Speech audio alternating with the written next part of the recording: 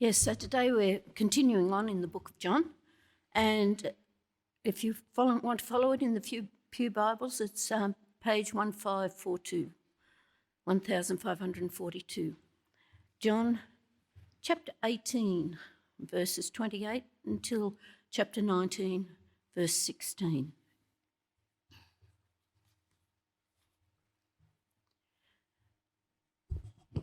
Then the Jewish leaders took Jesus from Caiaphas to the place of the Roman governor. By now it was early morning, and to avoid uncleanness, they did not enter the palace because they wanted to be able to eat the Passover. So Pilate came out to them and asked, "What charges are you bringing against this man?" "If he were not a criminal," they replied, "he would not have been handed over to you." Pilate said, "Take him yourself and judge him by your own laws." "But we have no right to execute anyone," they objected.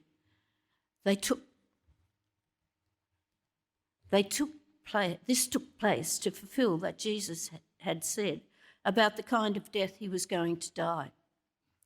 Pilate then went back inside the palace, summoned Jesus and asked him, "Are you the King of the Jews?" "Is that your own idea?" Jesus asked. "Or did others talk to you about me?" "Am I a Jew?" Pilate replied. "Your own people and chief priests handed you over to me. What is it you have done?" Jesus said, "My kingdom is not of this world. If it were, my servants would fight to prevent my arrest by the Jewish leaders. But now my kingdom is from another place." "You are a king then?" said Pilate. Jesus answered, "You say that I am a king? In fact, the reason I was born and came into this world is to testify to the truth. Everyone on the side of truth listens to me." "What is truth?" retorted Pilate. With this, he went out again to the Jews gathered there and said, "I find no basis for a charge against this man. But it is your custom for me to release to you one prisoner at the time of the Passover. Do you want me to release the king?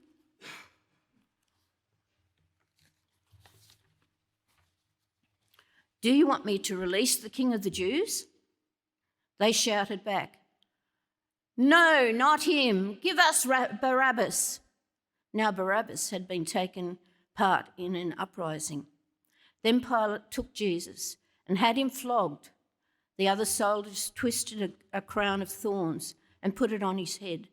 They clothed him in a purple robe and went up to him again and again, saying, "Hail, King of the Jews!" They slapped him in the face. Once more, Pilate came out and said to the Jews gathered there, "Look, I am bringing him out to you to let you know that I find no basis for a charge against him." When Jesus came out wearing the crown of thorns and the purple robe, Pilate said to them, "Here is the man." As soon as the chief priests and the officials saw him, they shouted, "Crucify, crucify!" But Pilate answered, "You take him and crucify him. As for me, I find no basis for a charge against him." The Jewish leaders insisted, "We have a law, and according to that law, he must die because he claims to be the Son of God." When Pilate heard this, he was even more afraid, and he went back inside the palace. "Where do you come from?" he asked Jesus. But Jesus gave him no answer. "Do you refuse to speak to me?" Pilate said. "Don't you realize I have power either to free you or to crucify you?" Jesus answered, "You would have no power over me if it were not given to you from above. Therefore, the one who handed me over to you is guilty of a greater sin." From then on, Pilate tried to set Jesus free, but the Jewish leaders kept shouting, If you let this man go, you are no friend of Caesar's. Anyone who claims to be a king opposes Caesar." When Pilate heard this, he brought Jesus out and sat him on the judge's seat at a place known as the Stone Pavement, which is Aramaic is Gabbatha. It was the day of the preparation of the Passover. It was about noon. "Here is the king." "Please," Pilate said to the Jews, but they shouted, take him away, crucify him." "Shall I crucify your king?" Pilate asked. "We have no king but Caesar," the chief priests answered. Finally, Pilate handed him over to them to be crucified. Here ends the reading. This is the word of the Lord.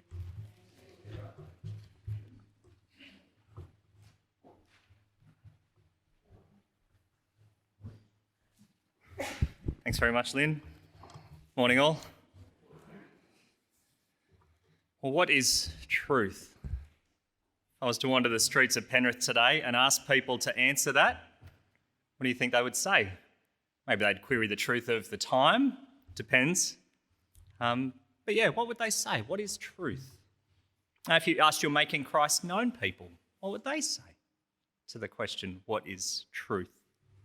If I asked you right now, what would you say? It's such a loaded question, isn't it? What is truth? And there's so much writing on it. Because what is true changes everything.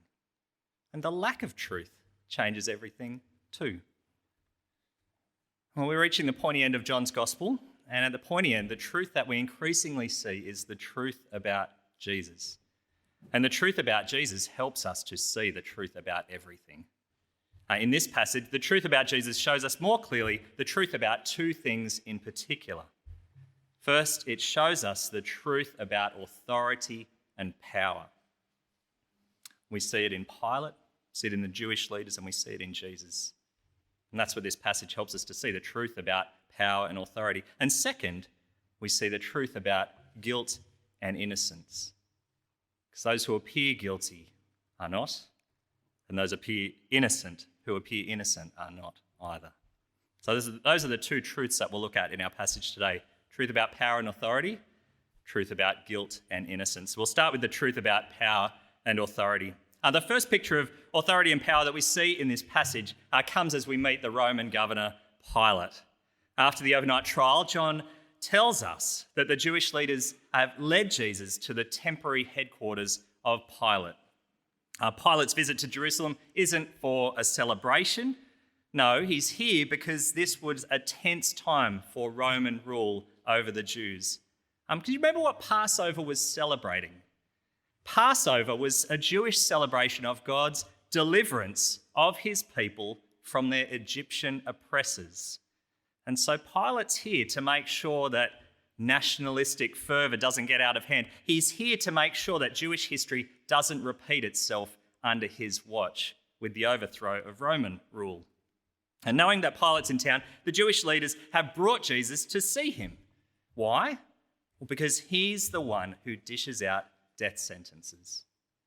They want Pilate to rubber stamp their religious trial that we were looking at last week.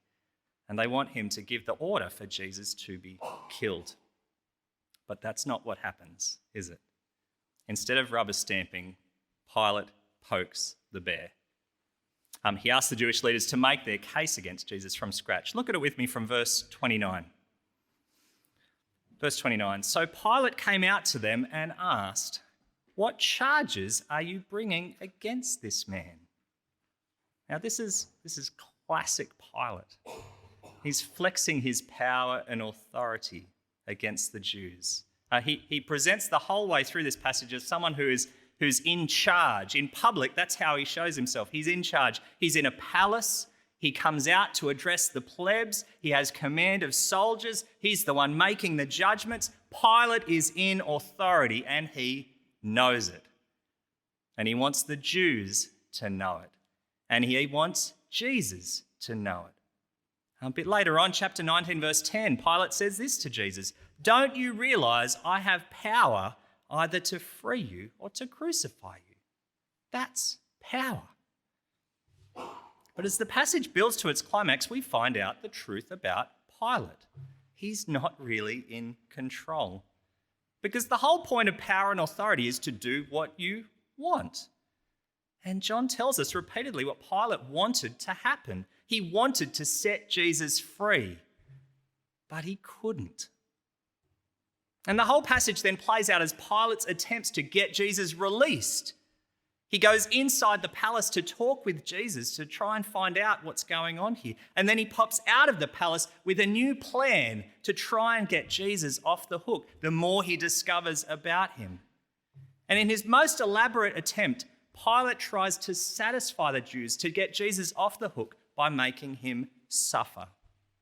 Chapter 19 starts with Jesus being flogged. Not full-on near-death flogging, just enough to make a point for his audience. And then Pilate has Jesus dressed up as a miserable king with a funny robe, with a crown made of thorns. And then the soldiers continue to add injury to insult by slapping Jesus and saying, "Hail, King of the Jews." And then Pilate comes out of his palace like a director. He pokes his head through the stage curtain before a show. Costume and makeup are done, his star is ready, and Pilate says to the Jews in verse 4, chapter 19, verse 4, "I'm bringing him out to you to let you know that I find no basis for a charge against him." And then the curtain opens and Jesus comes out wearing this crown of thorns and purple robe, his body battered, his face bruised, and Pilate says, "Behold the man."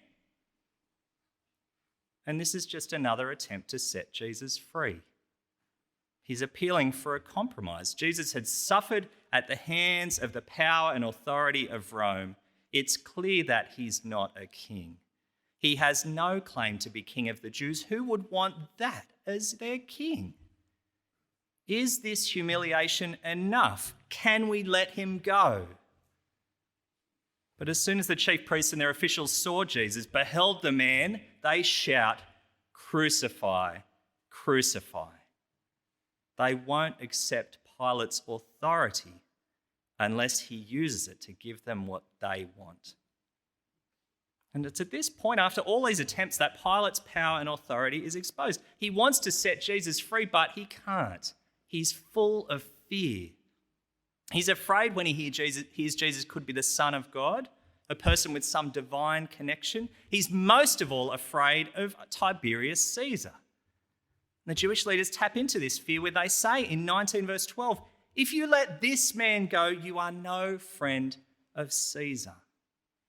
So it's out of this fear that Pilate caves in and hands Jesus over to be crucified. His authority is walked all over by the wily Jewish leaders. Okay, that's Pilate.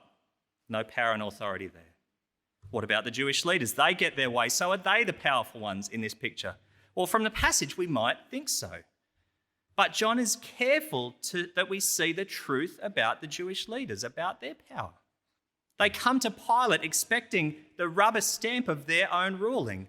But Pilate repeatedly, embarrassingly exposes their lack of authority. In chapter 18, verse 31, Pilate says this to the Jewish leaders, "Take him yourselves and judge him by your own law." In other words, if you have a case against Jesus, you deal with him. But they can't. The Jewish leaders' objection in verse 31 reminds us what's going on here. We have no right to execute anyone. They must get Rome's say-so to give out the death penalty. And through the trial, Pilate takes every opportunity to make fun of their Jewish powerlessness, their inability to do what they want to Jesus. Even as Pilate hands Jesus over, he wants to put the Jewish leaders in their place one more time. When Pilate presented Jesus to them the first time, he said, "Behold the man." But look what he says the second time, right at the end, chapter 19, verse 14. Pilate says, "Behold your king." Pointing to Jesus, he says that this beaten and humiliated man is the only self-appointed king you Jews are ever going to have. Now, Pilate doesn't get his own way this day, but even as he gives up, he wants the Jews to know where they stand. They are powerless compared to Rome.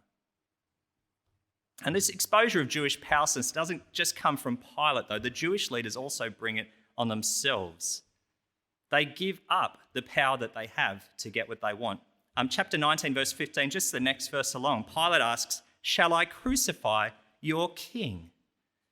And hear this answer from the chief priests: "We have no king but Caesar."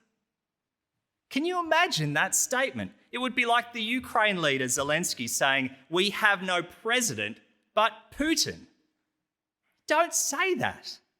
In order to get what they want, the Jewish leaders are effectively saying, "We have no national identity. We're giving it up. We don't look to Yahweh as our king.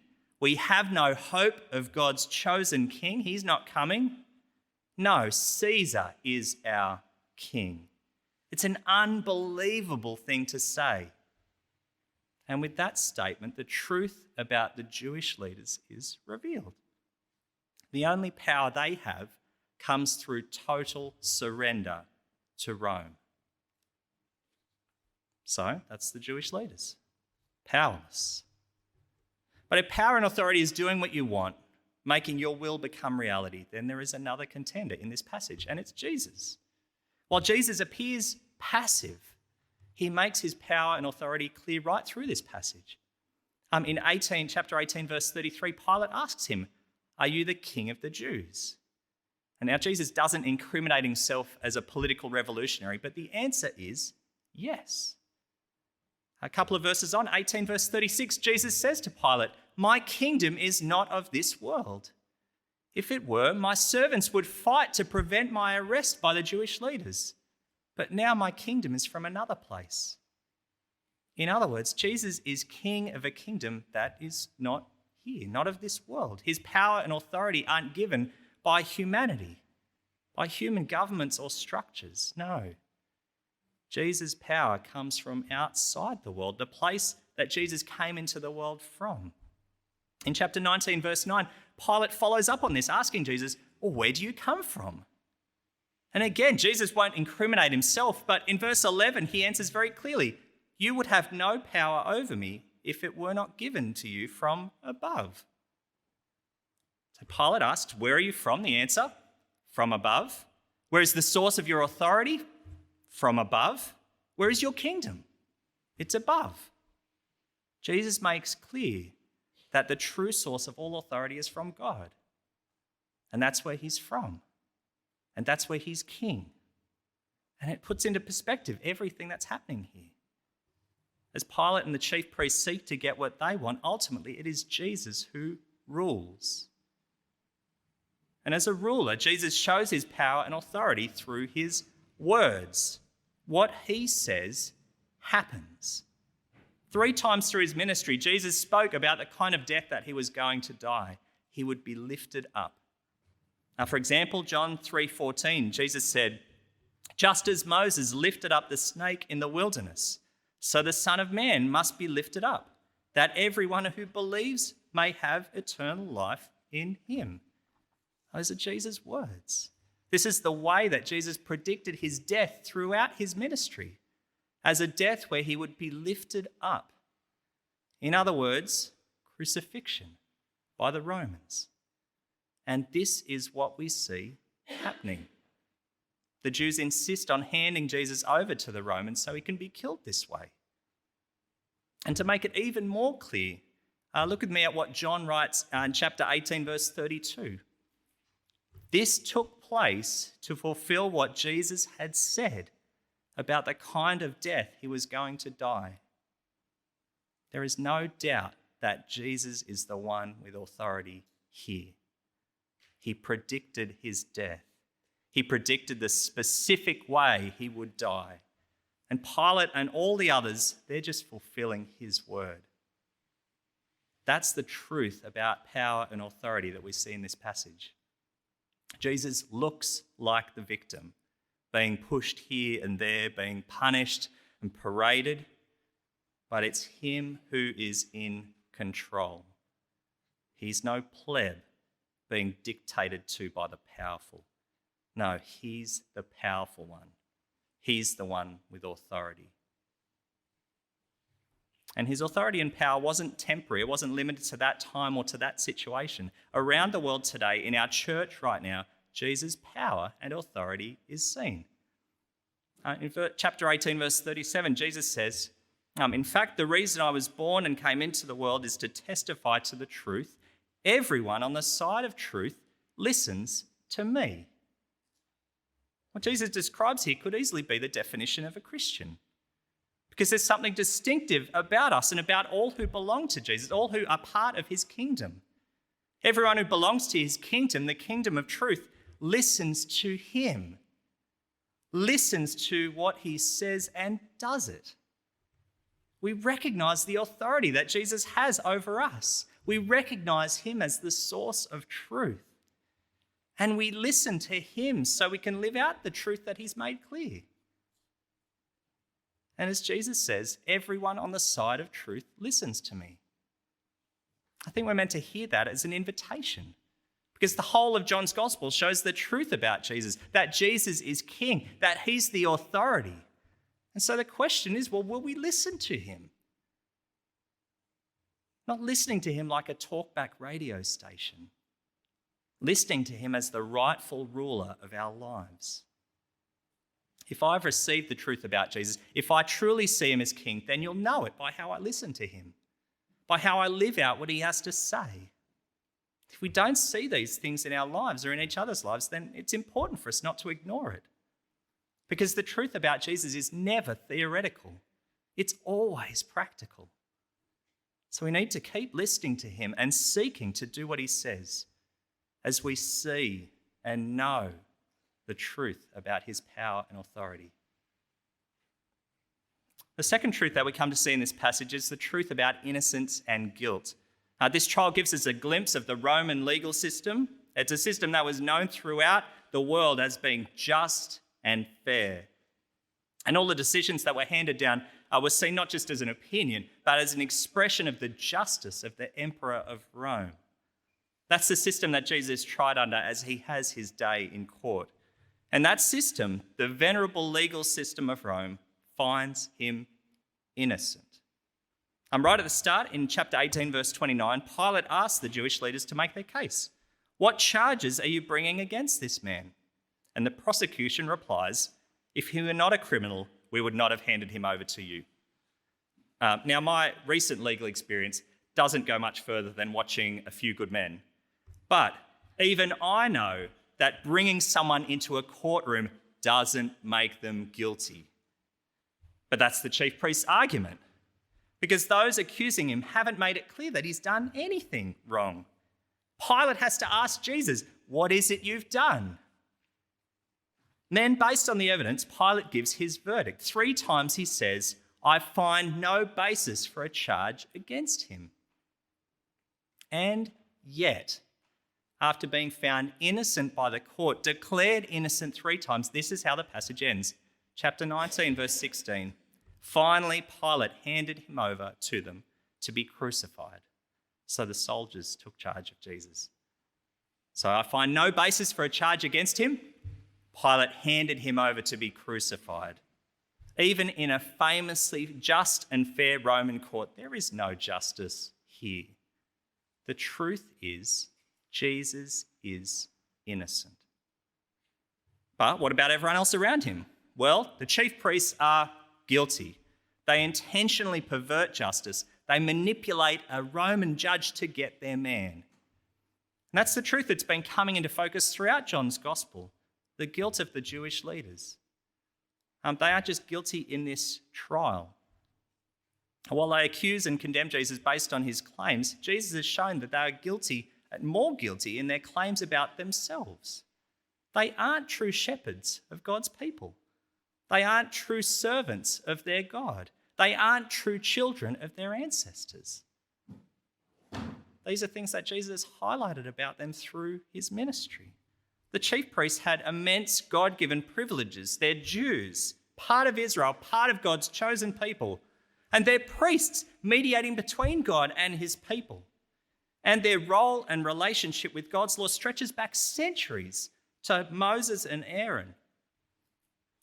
They have immense privileges. And because of their immense God-given privileges, it's their responsibility to respond on behalf of the nation to God's king. But they lead God's people away from the truth about God's king. And they send God's king to his death by way of the Romans. Because of all this, they are guilty. But the Jewish leaders, they're not the only guilty ones. There's a sense that everyone but Jesus is on trial as he stands before Pilate here in this passage. Everyone else but him is on trial. There's Pilate himself and his soldiers mistreating and condemning Jesus, even though they knew he was innocent. There's the 12 disciples, including Peter's terrible betrayal last week, even though they knew who Jesus was. And there's us, people who God has made himself known to through creation, one who he sent his son into the world to save us because of the way that we've treated him. And this is why the truth about Jesus' innocence matters so much. It matters so much to people who know they're guilty. 3 times in our passage, John reminds us it's Passover time. And like every other sacrifice, the Passover lamb had to be without blemish, had to be perfect. And this is because of the logic of sacrifice. It's very simple. It's a swap. The guilt of one is swapped for the innocence of the other. The death of one is swapped for the life of the other. The punishment of one is swapped for the freedom of the other. That's what the chief priest would have been overseeing year after year. And it was the prophecy of the high priest Caiaphas that reminds us of the swap that is happening with Jesus in this part of John's gospel. In John chapter 18, verse 14, we read, Caiaphas was the one who would advise the Jewish leaders that it would be good if one man died for the people. And this is what we're seeing. One innocent man dying for a guilty world, taking on the world's guilt for our treatment of God. Taking on the punishment that the world deserves for how we've treated God, how we've treated his king. And the picture that we're given of this in this passage, in this trial, is Barabbas. He's a convicted criminal, guilty as they come, involved in an uprising, an anti-Roman revolt. But at the end of verse 40, it's the innocent man, Jesus, being flogged. And it's the guilty man, Barabbas, going free. This is the swap that Jesus offers us. Jesus offers to swap with us because this is the kind of king he is. He came into the world to testify to the truth, to exercise his authority in a unique way, to substitute his life for anyone who'll believe in him. Jesus goes to the cross to deal with the guilt and punishment from God that we deserve, to make those who trust in him innocent before God, to bring us into his heavenly kingdom as his saved people. Now, what a joy it is that we get to remember and celebrate this over this Easter season, over this week. I hope you'll join us for that. In Jesus' trial, we've been looking for truth. Pilate has asked the question, what is truth? And Jesus has said, the reason I was born and came into the world is to testify to the truth. And despite the weakness of Pilate, the pressure of the chief priests, the truth that Jesus has testified here is the truth about who he is and what he's come to do. That he is the king of God's kingdom. And he has come to save his people. And this truth about Jesus helps us to see the truth about everything. The truth about authority and power. The truth about guilt and innocence. And it helps us to see that we continue to live in a world that remains guilty before God. It reminds us that those we interact with day after day are people who don't know Jesus, who don't know him as the innocent one, who gave his life to save them, and who could easily go through life never hearing Jesus' words, never considering his power and authority as king. As we finish up today, as we prepare for Easter next week, I want to ask myself, how could others come to know the truth about Jesus through me? How could we show them that we live with him as our king? How could each of us demonstrate in real ways that he's the one who calls the shots in every aspect of our lives? How could we show them our love for Jesus, our never-ending gratitude to Jesus for what he's done for us? I hope you'll join me in prayerful excitement as we seek to make the truth of Jesus Christ known this week. Let me lead us in prayer. Heavenly Father, thank you that through Jesus' death and resurrection you have rescued us from the dominion of darkness. Thank you that you brought us into the kingdom of your Son. Please work in us by your Spirit as we hear your word read, taught, and as we encourage each other with it. Please grow us in our knowledge of your will so that we think, act, and speak in a way that pleases and honours you.